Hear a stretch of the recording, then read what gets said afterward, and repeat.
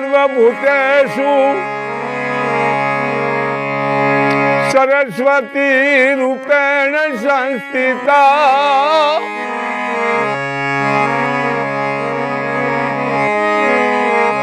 નમો તસ્ય નમો તસ્ય નમો નમો નમઃ.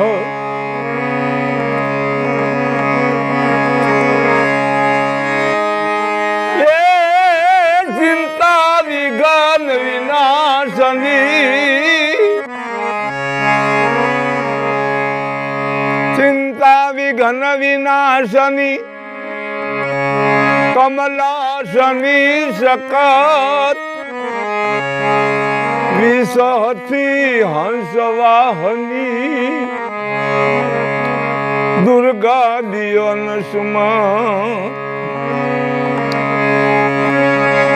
શાંતિકરણ જગ ભરણ દેવી ગણ ગણાન ગાટ, નમો અયા ધનારાયણી વિશ્વરૂપ તુમરા. આર્તનાદમાં દેવી શક્તિને પોકાર કરતો આ અવાજ છે વઢવાણના પીઢ વેરાડી કલાકાર ભવાની શંકર જોશીનો. છેલ્લા 6.5 દાયકાથી તેઓ ગુજરાતભરમાં વેરાડી ગાયકીનો પર્યાય ગણાય છે. ખાસ કરીને નવરાત્રિમાં યોજાતા માતાજીના સ્તુતિ કાર્યક્રમોમાં તેમની હાજરી આજે હજારો લોકોને ઉજાગરા કરવા માટે મજબૂર કરી દે છે. નવી પેઢીને કદાચ વેરાડી અને ભવાની શંકર દાદાની લોકપ્રિયતા વિશે ખ્યાલ નહીં હોય. તેમણે જણાવવાનું રહ્યું કે ગુજરાતની લગભગ તમામ મોટી સંગીત કંપનીઓ માટે તેમણે ગાયું છે. આજે વેરાડીની 99% કેસેટો અને ઓડિયો સીડી માત્ર તેમના નામે બોલે છે. આવા પીઢ કલાકાર શ્રી ભવાની શંકર જોશી વેરાડી કળાની વ્યાખ્યા કંઈક આવી કરે છે.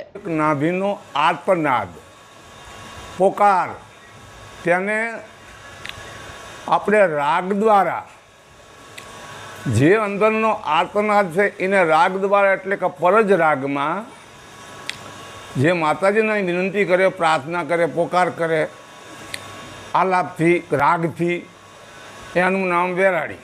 કોઈ જાતા નહીં ભાડલે, જાવ તો જાજો જોઈ.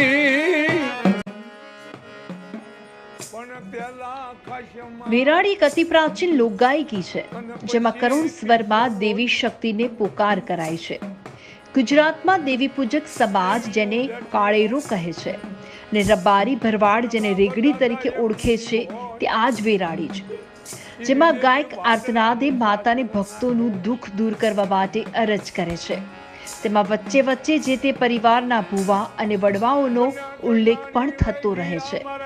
આ ગાયકી અંતરના ઉમળકામાંથી આવતી હોય અને ગમે તે વ્યક્તિ તે શીખી શકતી નથી. તેના માટે કંઠ અને ઉપરાંત કોઠાસૂઝ અને જે તે સમાજનો ઇતિહાસ જાણવો પણ એટલો જ જરૂરી હોય છે. અને એટલે જ આજે ગરબાના અનેક કલાકારો મોજૂદ છે, પણ વેરાડીના એકમાત્ર જાણકાર ભવાની શંકર જોશી છે. અઢીટનું જો મનાણ માંડી, મારી ઉગદાની મેલડીનું થાપન કર્યું તો બે ઘડી ખમકારો કરી મારી વસ્તી મારી વારે આવો રામાની મેલડી વારે. આજે ગુજરાતની લોકગાયકીમાં વેરાડી કળા એકમાત્ર ભવાની શંકર જોશી સાથે જીવી રહી છે એમ કહીશું તો પણ અતિશયોક્તિ નહીં ગણાય.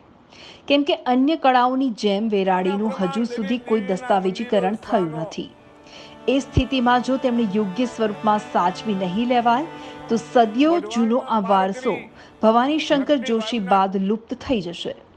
આજે વેરાડીને જીવતી રાખવા માટે તેઓ એકલા હાથે યથાશક્તિ પ્રયત્નો કરી રહ્યા છે અને આ કાર્યમાં તેમણે પરિવારજનોનો પણ પૂરતો સહકાર છે. જોકે તેમના ચાહકોને એક વાત સતત ખટક્યા કરે છે કે આટલા મોટા કલાકારનું યોગ્ય સન્માન કરવામાં સરકાર ઊણી ઉતરી છે. સરકારે શ્રીએ બાપુ પ્રત્યે ખુદ ભેદભાવ રાખ્યો છે એવું તો લાગે જ છે, પણ અમારી સરકારશ્રીને નમ્ર વિનંતી કે આવા કપરા કાળમાં જે કલાકારો બધા છે એ લોકોને પુરસ્કારને અમુક જે રકમો ફાળવવામાં આવે છે તો બાપુનું પણ ધ્યાન આવું રાખવું જોઈએ સરકારશ્રીને. લોકડાઉન થયું તો આજે એમની આર્થિક પરિસ્થિતિ કેવી છે કેવીને કોઈ દી સરકારે ધ્યાનમાં પણ નથી લીધું. તો એમને આર્થિક રીતે મદદ થાય અને એમને સરકાર એમની સામું જોવે. દરેક ક્ષેત્રના અસલ કલાકારોમાં એક વાત કોમન હોય છે કે તે પોતાની કળાની કદર નથી થતી તેવા કોઈ રોતડા રોતા નથી. આ યાદીમાં ભવાનીશંકર જોશીને ફરજિયાત મૂકવા પડે, કેમ કે તેમની કળા જે સન્માનને લાયક છે તે આટલા વર્ષે પણ તેમને મળી નથી, છતાં તેમણે કદી તેની ફરિયાદ નથી કરી.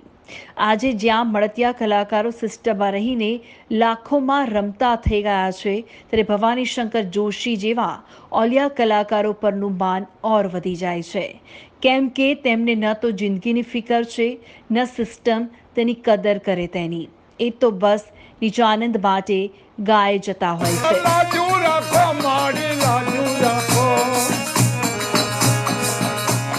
રામાની મેલડી કે લાજુ રાખો.